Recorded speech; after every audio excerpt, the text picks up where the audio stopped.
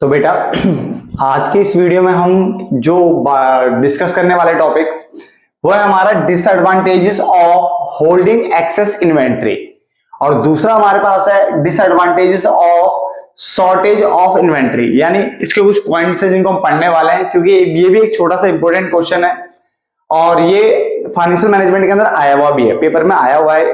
तो पढ़ लेता फटाफट से।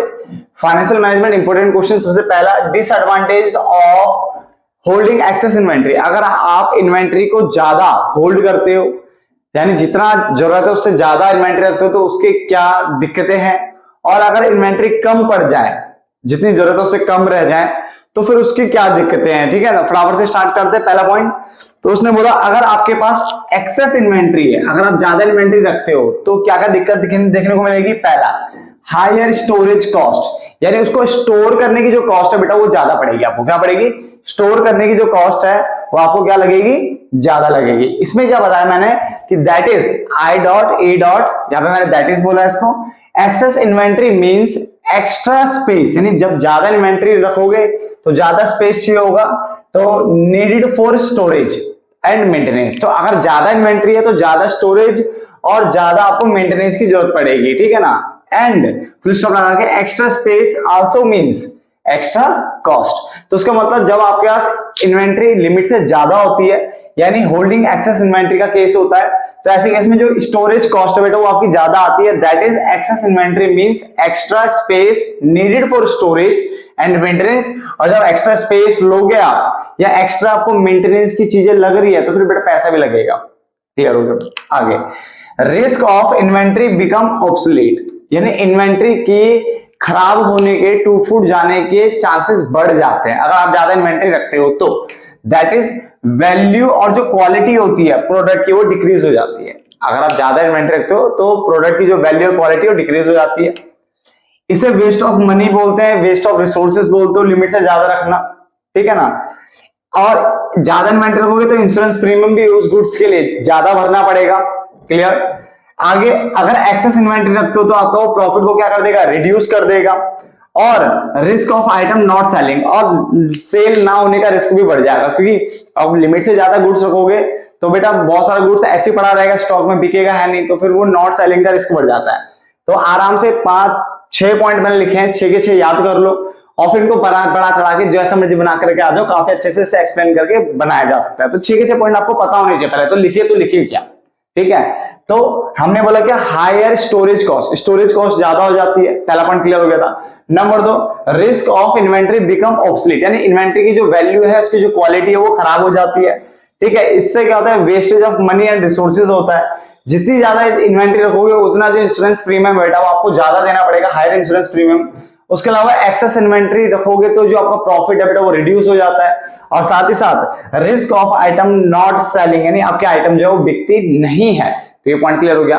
देखो, आप बीकॉम वाले बच्चे हो, आप एमकॉम एमबीए वाले बच्चे हो बेटा, ठीक है ना, और अगर आपके इसमें ऐसा क्वेश्चन आता है तो आपको बस हिंट की जरूरत होती है, और वो मैंने 6 पॉइंट आपको हिंट की फॉर्म में दे दिए। अब आप अपने मन चाहे जैसे मर्जी बड़ा चढ़ा करके लिख लो। क्लियर हो गया?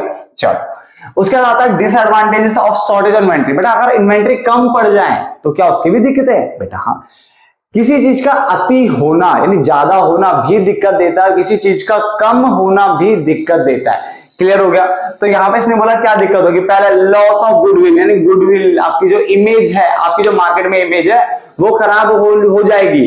क्या हो जाएगी? मार्केट में जो इमेज है वो खराब हो जाएगी, यानी लॉस ऑफ गुडविल देखने को मिलेगा। क्लियर हो गया? नंबर 2, अगर लॉस ऑफ गुडविल होगा तो रेवेन्यू भी क्या होगा बेटा? आपको लॉस्ट हो जाएगा। क्यों? यहाँ पे लिखा हुआ है disadvantage of shortage of inventory. अब आपकी इन्वेंट्री शॉर्ट पड़ गई तो यानी आप बेच सकते थे, कस्टमर लाइन लगा के खड़े, बट आपके पास गुड्स ही नहीं है बेचने को, तो इसका मतलब आपका रेवेन्यू कम हो जाएगा, है ना। उसके अलावा अनसेटिस्फाइड कस्टमर, आपके जो कस्टमर है ऐसे केस में अनसेटिस्फाइड हो जाएंगे, यानी वो सेटिस्फाई नहीं हो पाएंगे क्योंकि उनको गुड्स तो मिल ही नहीं रहे। ठीक है, जितनी उनकी आवश्यकता है। तो एक तो गुडविल आपकी चली जाएगी।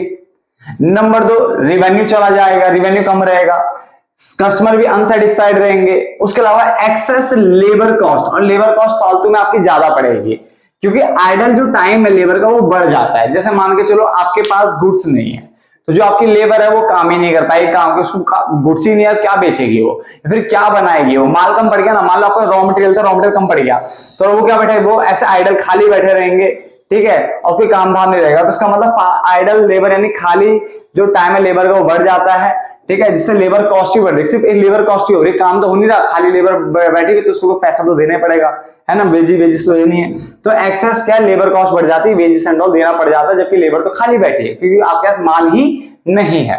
तो गुडविल चला गया, रिवेन्यू को कम हो जाता है, कस्टमर सेटिस्फाइड नहीं हो पा रहे हैं, एक्सेस लेबर कॉस्ट लग जाता है आइडल लेबर के कारण, और डिले इन रेस्पॉन्स, और रेस्पॉन्स में भी क्या आता है, डिले देखने को मिलता है, माल ही नहीं है तो बेटा डिले तो होगा ही होगा, यानी देरी तो होगी। तो कुछ छोटी सी वीडियो देखो, जहां मुझे ध्यान भी नहीं है कितने मिनट की बनी होगी, देखता हूं मैं कितने मिनट की बनी होगी, या आपकी सिर्फ 5-6 मिनट की वीडियो बनी है, ठीक है ना, और ये इंपॉर्टेंट क्वेश्चन भी आपका यहाँ पे खत्म हो जाता है, क्लियर है।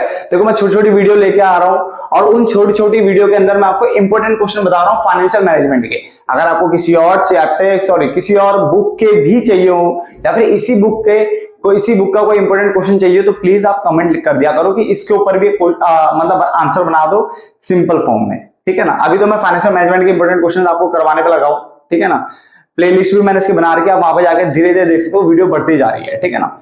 उसके बाद अगर आपको लगता है कि किसी और सब्जेक्ट के ऊपर भी होना चाहिए तो आप बोल सकते हो, और इस सब्जेक्ट में भी अगर आपको जैसे फाइनेंशियल मैनेजमेंट में कोई इंपॉर्टेंट क्वेश्चन अगर आपको चाहिए होगा तो वो आप कमेंट में लिख सकते हो, मैं आपको बना के दे दूंगा। क्लियर हो गया ना, फटाफट नोट डाउन कर लो, मिलते हैं फिर नेक्स्ट वीडियो में बेटा।